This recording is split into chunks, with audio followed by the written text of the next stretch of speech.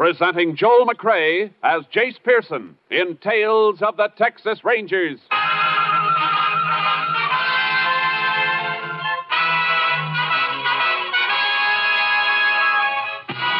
Tales of the Texas Rangers, authentic stories from their official files. Texas, more than 260,000 square miles, and 50 men who make up the most famous and oldest law enforcement body in North America.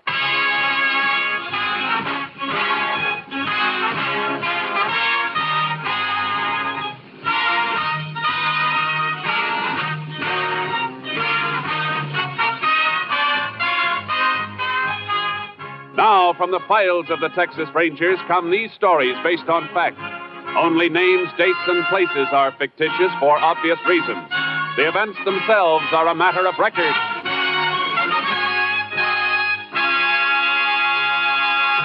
Tonight's transcribed case, Dead or Alive.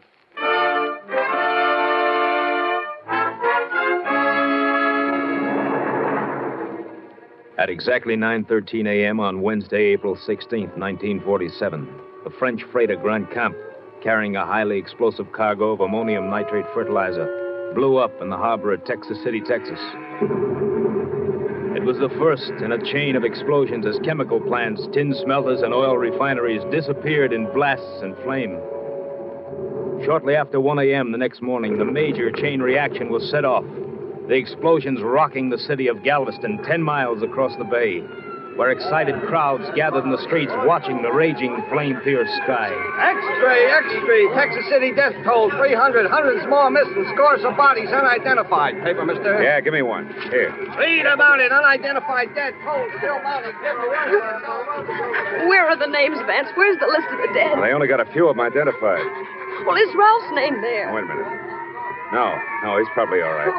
A working square like him would be. But he worked at one of the refineries. They're burning. Stop blubbering. Want to attract attention to me? No, Vance, no. But he is my brother. I got to worry about him, too, don't I? Yeah. Come on, over here, into this doorway. Look at that blaze over there across the bay. What a spot to clean it. Money, jewelry must be laying around the streets. Just wait. Vance, you're crazy. There'll be police there. Rangers, you're in enough trouble now. Yeah, Lily, you're right. But I'm getting out of it now, for good. And that place over there is going to do it. Maybe your brother Ralph is one of the dead they haven't identified. You got to go there, baby. If he is, you'll have to identify him. Oh. If he is there, in with the ones they don't know. There's nothing you can do to help him. But you can help me. Vance, what do you mean? Well, if you find him there, baby, you can identify the body and say it's mine. Vance. You want me in the clear, don't you, baby? They won't be chasing after me if they think I'm dead, don't you see? But my own brother. What are you asking me to do? I'm asking you to do as you're told. If you want to walk out on me, go ahead. But if you don't, you're going to want me to keep on running for the rest of my life? Well, let them get me and send me to Huntsville for 10 to 20? Oh, I don't want anything to happen to you, Vance. You know that. Well, then show me, baby. Show me. You can't help Ralph if he's over there, but you can help me, don't you see? I'll get out of here tonight, and I'll let you know when to meet me. Maybe at that resort place we passed near Lake Blue Water. We'll be free, baby. You and me. Free from there on. But how? What'll we do for money? That'll be taken care of, too. There's a safe in Landstone. I've been itching to get at it for a long time. One last box job, baby, and enough to see us through. Now, go ahead right now. And remember, if you find your brother, he ain't Ralph Brenner. He's me, Vance Young. And come back, pack up, and stay put till you hear from me. And then on it's gravy. Nobody ever arrests a dead man.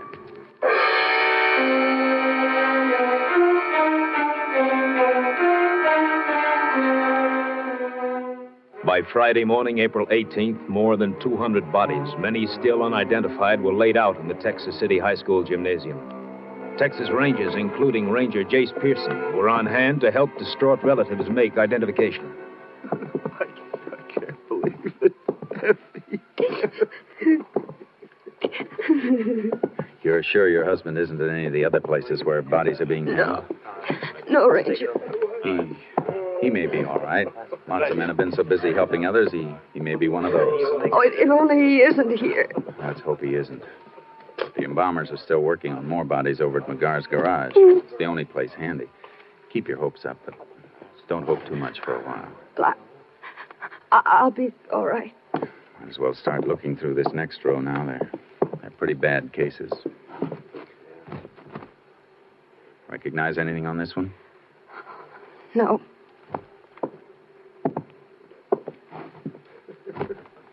This? No.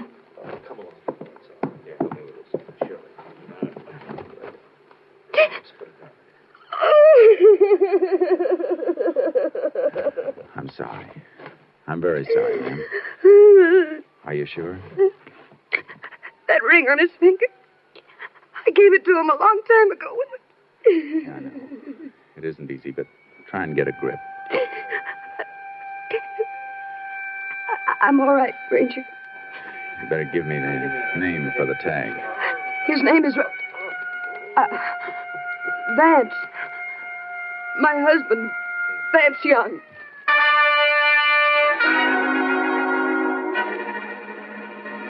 Vance Young. The name burned in my mind like a branding iron. There was no time to ask her, and yet I had to ask. It was part of my job. I waited until we got out into the street. There's some information I have to get from you, Mrs. Young, about your husband. All right. Did he have a criminal record? Yes. Did you know we were looking for him? For a string of safecrackers? How does that matter now? He's dead, isn't he? Yes, I'm sorry, Mrs. Young. You'll find some men at the desks in that building across the way. They'll help you with funeral arrangements. All right. Thank you very much. Vance Young. Jace! Hey, Jace! Huh? Oh, hello, Kurtz. Captain Stinson wants us. Where is he? The mobile unit? Let's go. I'll be glad when this assignment is over. I hope we never see another one like it. Yeah, I've helped with 5 identifications today. You stand there with somebody and see their life fall apart because of a freak accident. Woman who just left you, she find somebody? Yeah, her husband. Kurtz, it was Vance Young. Vance Young? The knob knocker? Yeah. Looks like the explosion ended his case for our files. Don't you think we better check the body for prints and marks? He got it too badly. She identified him by a ring. Unidentified bodies give a knob knocker like Young a big chance to disappear. I thought of that, too. Except for one thing. That woman's grief was real. She wasn't faking it. A week passed. A week of horror and nightmares, till the fires in Texas City were controlled and stopped, and men with tight lips and grim courage started to rebuild the ruins. Most of us Rangers went back to regular duty in our regular areas. Then one day, while Bud Kurtz and I had just finished a routine job and were driving back to headquarters, a call came through via shortwave. KTXA to Unit 10. KTXA to Unit 10. Unit 10 to KTXA. Go ahead, KTXA. Unit 10, proceed immediately to Landstone, Texas, Arthur County. Safe of mercantile store burglarized there at 4 a.m. today. Crime reported by owner when store opened at 9:30 a.m. this date. Any lead on responsible subject? Subject unidentified, but known to be one man working alone, according to information given by watchman. Watchman was overpowered, being treated Landstone Emergency Hospital. Units 10 and 6 proceeding to Landstone. We'll keep KTXA informed. Unit 10, 10-4. Assignment authority, Captain Stinson. KTXA Austin. Landstone, about 40 miles, Jace. Yeah. Knob knocking job, huh? Yeah. At least, though, there's one safe specialist we can eliminate right from scratch on this one. Who? Vance Young. Oh, yeah, I almost forgot about him. Dead men don't rob safes, do they?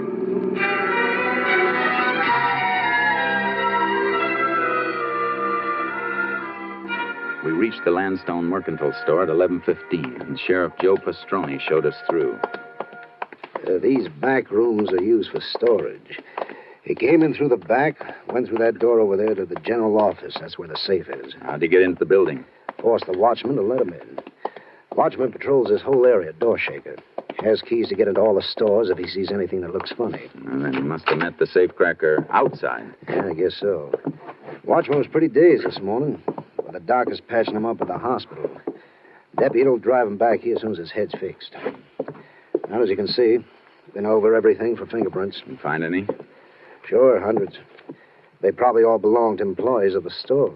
The best bet is to check the prints on the safe first. Already did that. Only 2 sets.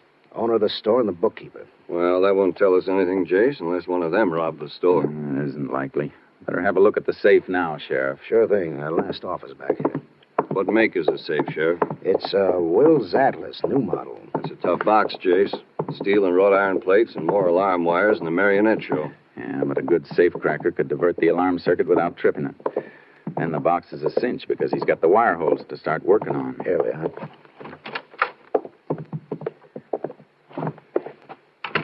You figured it, Jace. Backplate blown clean out. Yeah, and didn't even have to drill. Small nitro charges in the wire holes, and it was as good as having the combination. Here's where he jumped the alarm circuit. Neat hookup, all right. You take the pictures of all this, Sheriff? Yeah, I can pick up a set of my office if you like. Thanks. Oh, Winky. Howdy, Sheriff. Rangers. I've been waiting for you. This is a watchman. How's your head? Well, aspirin ain't gonna help it any, I'll tell you that. You gonna get the fella? We'll be able to answer that better when the fingerprints are checked. Fingerprints? He ain't gonna find any he left. He was wearing gloves. I figured, Jace. Yeah. Tell me, Winky, would you recognize the man if you saw him again? Could you pick out his picture? Yeah. If I had his picture took with a sack over his head, I could. That ain't likely. You mean his face was covered? Had a sack over his head, like I told you. Holes for the eyes. He ain't gonna catch him by no fingerprints or pictures. Maybe you ain't gonna catch him at all. Oh, I wouldn't say that, Winky. Sheriff, would you mind going down to your office for prints of the pictures of the scene here? I'd like them sent on to my headquarters for an MO check. Sure. Take care of it right away. What kind of check is an MO check, Ranger? It means modus operandi, Winky. All criminals have definite methods and habits. They're repeated on each job they do. Forms a pattern. Well, there's sure a pattern here, all right, Jace. Method of entry, where that circuit was jumped, sack mask, nitro charge, and the wire holes. Yeah, and it fits 3 men. 3 safecrackers we've followed before. Yeah, there's Bert Larkin. He's still doing time in Folsom for a job he pulled on the coast. Yeah. And the other 2 are Jack Fontaine and Vance Young. Yeah, but Young is dead. That leaves us Fontaine. You mean you know who did it? Without nothing to tell you? There's plenty to tell us. The modus operandi can be almost as good as a fingerprint or a signature. I'll be winged. Maybe that fella's gonna pay off for slugging me after all. And for hurting my arm when he grabbed me in the alley there. How'd he grab you? Show me. Go ahead, show me. On you? Well, let's see. He whipped my arm up behind me like this. Then he jabbed a thumb up behind my ear like this. Sure hurts, don't it? Sure does. Well, you can let go now. Judo. Still fits Fontaine, Jace. Yeah. Or Vance Young. He used it, too, on other jobs. When did he slug you? After he made me open up the back door and let him in. You mean he sneaked up on you before you could draw your gun? Sneaked nothing. That's why I didn't get onto him at first. Heard him come walking through the alley toward me like he's taking a shortcut. You heard him? Yeah, it was dark, so I didn't see the mask until I lit a match. He asked for a light, see? Then he grabbed me. And he got me inside here and beat on me and kicked me. Jace, that doesn't sound like Fontaine. It wasn't Fontaine. He always sneaked a watchman from behind, and they never heard him. He always wore sneakers. Well, then who? Vance Young. That match trick is Vance Young's. But Young is dead. Maybe yes, maybe no. But I know one thing. I'm going to find out.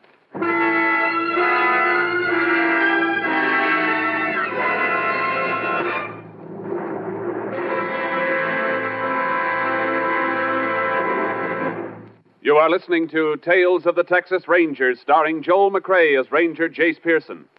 And now, we continue with tonight's case, Dead or Alive, an authentic story from the files of the Texas Rangers.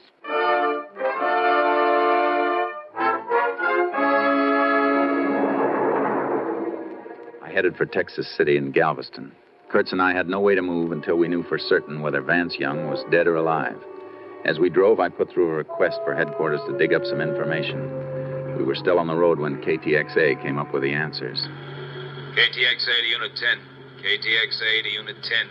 Unit 10 to KTXA. Go ahead, KTXA. Have information you requested.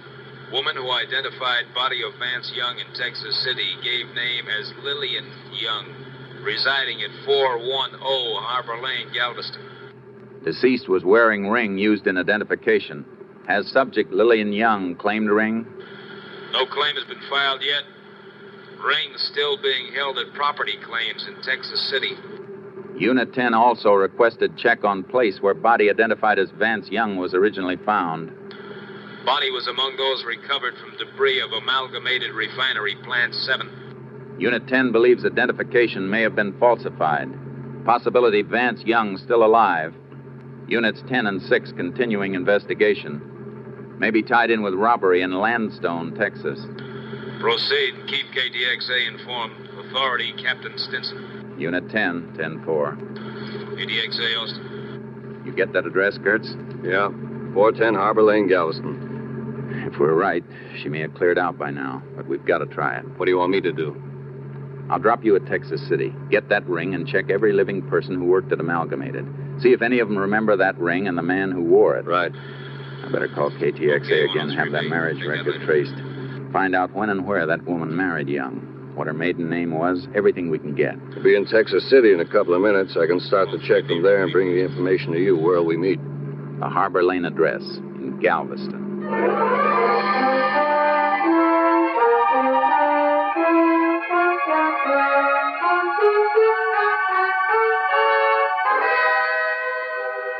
I found the rooming house Lillian and Vance Young had lived in, but I was too late.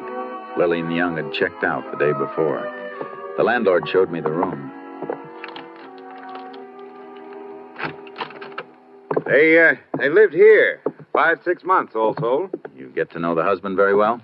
I tell you the truth, Ranger, I hardly ever saw him. Only time he ever left the place was at night.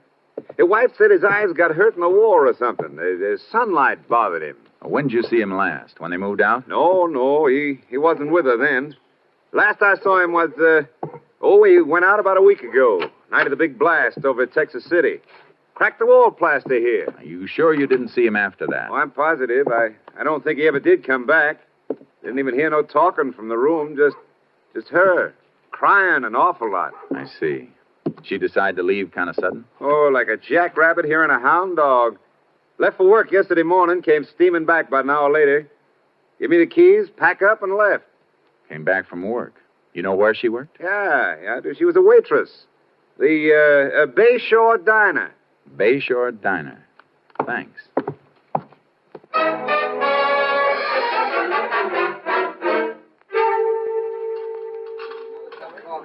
So she up and quit on me just like that yesterday morning, right smack in the middle of the breakfast rush, too, because the postman come in and give her a special delivered letter. Who was it from? Who was it from? With 20 orders of ham and in the fire, I got time to read a mail?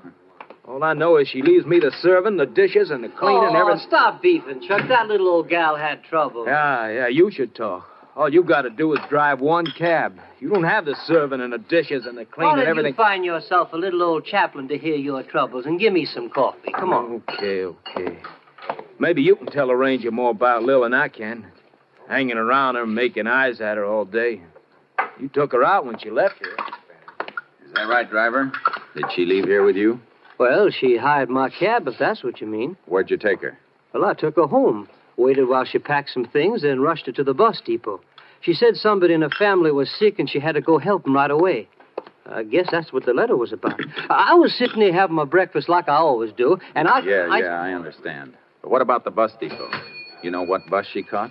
The northbound toward San Antone. Cut it mighty fine, too. Got there just about a minute before the bus pulled out. Would have made it a lot easier if she didn't make me come dashing back about a mile after we left here. Back here to the diner? No, back to the laundry down the street. Guess she had some stuff in there. Although she didn't bring a bundle out with her. And then on top of that, she says she can't pay me. Not that I'd mind, except for the 10 extra blocks back to the laundry. I could have put the flag back up if she told me beforehand. You say the laundry's right down the street? Yeah, about half a block. Thanks. I'll walk down. Hey, Jace! Hi, Kurtz. Fellow at the rooming house told me you came down here. Yeah. Find out anything on that ring? Plenty. A couple of men who worked at Amalgamated recognized it. Belonged to a plant man named Ralph Brenner. Then it wasn't Young's. No. I got that rundown on Young's wife. Her maiden name was Lillian Brenner. The guy she identified was her brother, not her husband. Then that's why she was broken up. I knew that part wasn't an act. Come on. Where are we going? We're going into the laundry business.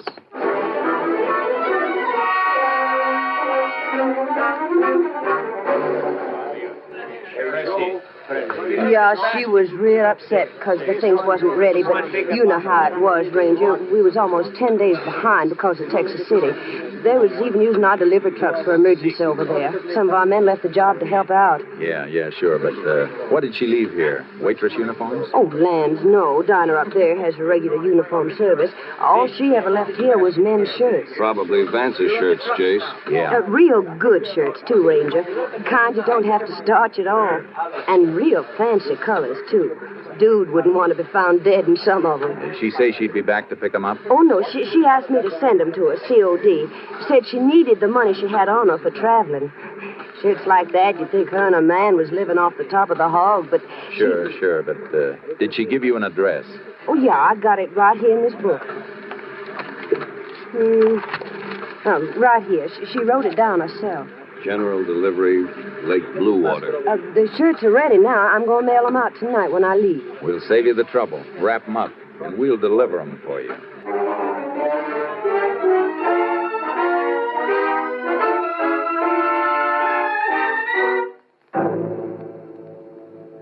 Kurtz and I headed for Lake Bluewater, towing our horses in a trailer, ready to follow Vance Young no matter which way he moved. It was dark as we drove into the town.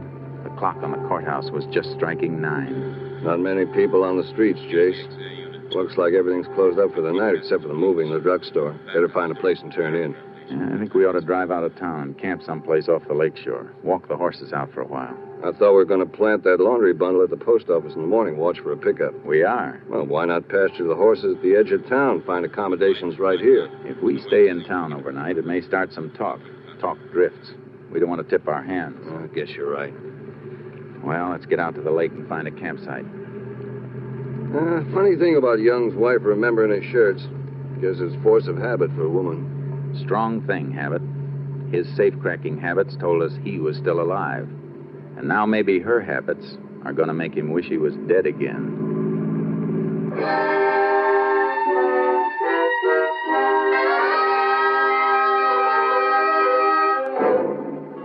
We took the road for the lake, past the summer cottages skirting the shore on one side of it.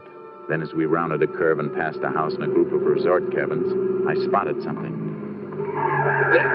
Hey, Jace, what's the matter? I saw something. Wait till I back up.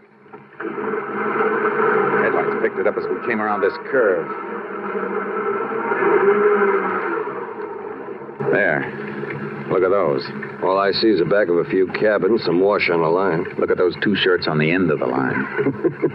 Look like a couple of rainbows, even in this light. Hey. That's the kind of color scheme Vance Young goes in for. Shirts we have in the laundry bundle are just like those. Lights on in a few of the cabins. Yeah, I'm going to leave the car here while we have a look at those shirts. Horse trailer will make too much of a racket if we drive in. Yeah, no chance of being taken for tourists with that on the back. Better cut the motor and douse the headlights. Yeah. What was the laundry mark on those shirts we've got? 410 mark. That was the number of their house in Galveston. Come on. Let's see if we can find it on that line. And close the car doors easy. Right.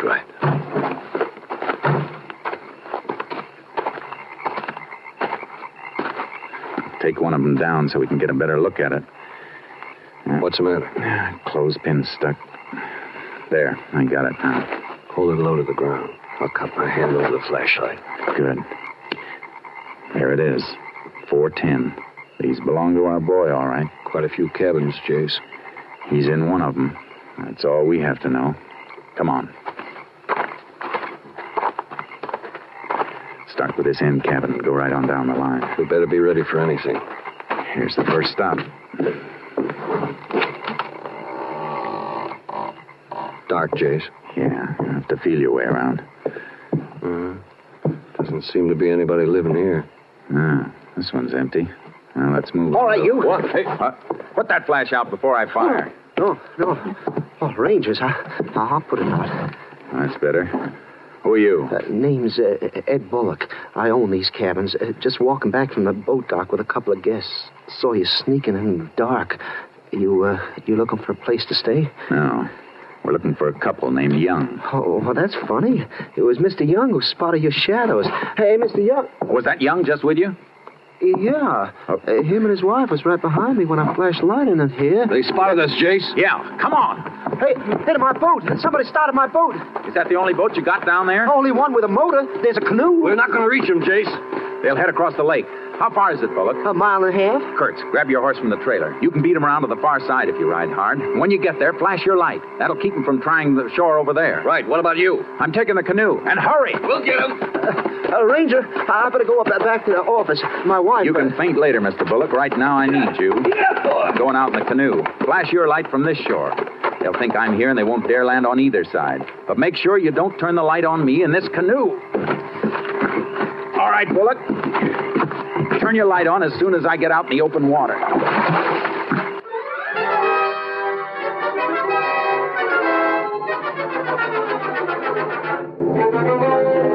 I paddled the canoe toward the center of the lake. Kurtz beat the Youngs around to the opposite shore, and I could still hear their motor when I saw the beam of Kurt's light. The Youngs saw it, too. The beam wasn't strong enough to reach them. I heard the boat in a turn, and the motor came back toward me for a moment. Then it went dead on the dark water. What'd you stop the motor for, Vance? Shut up. They're waiting for us on each shore. But their lights don't reach us. Thanks, we gotta get out of Will here. you shut up and let me think? There's a little wind. The boat will drift to the far end of the lake. But that's so slow. Well, what do you want me to do? I can't swim like you can. Why can't you use the oars? Because the oarlock squeak, stupid. They'd hear him. Yeah, there's only two of them. They can't cover the whole shore. Gee, Vance, it's so dark. And Hey, I hear something. What? Something in the water. You're crazy. Can't you see their lights on the shore? Well, Vance, I do hear something. I see it. It's a canoe. What? Don't move, Young. I'm coming into your boat. What, you? I'll drain you with the sword. Look out! Help! Help! Let go of me. Let go! Go! Hey, have you got him? He can't swim. Where he's going, it won't matter. Grab onto the canoe and kick for shore. I got a nice dry shirt waiting for him.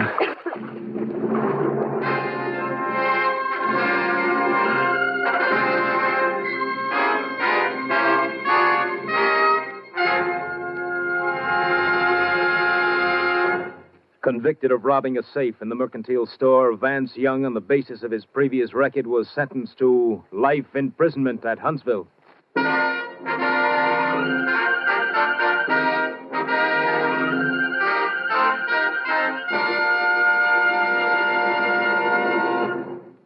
This is Joel McCrae.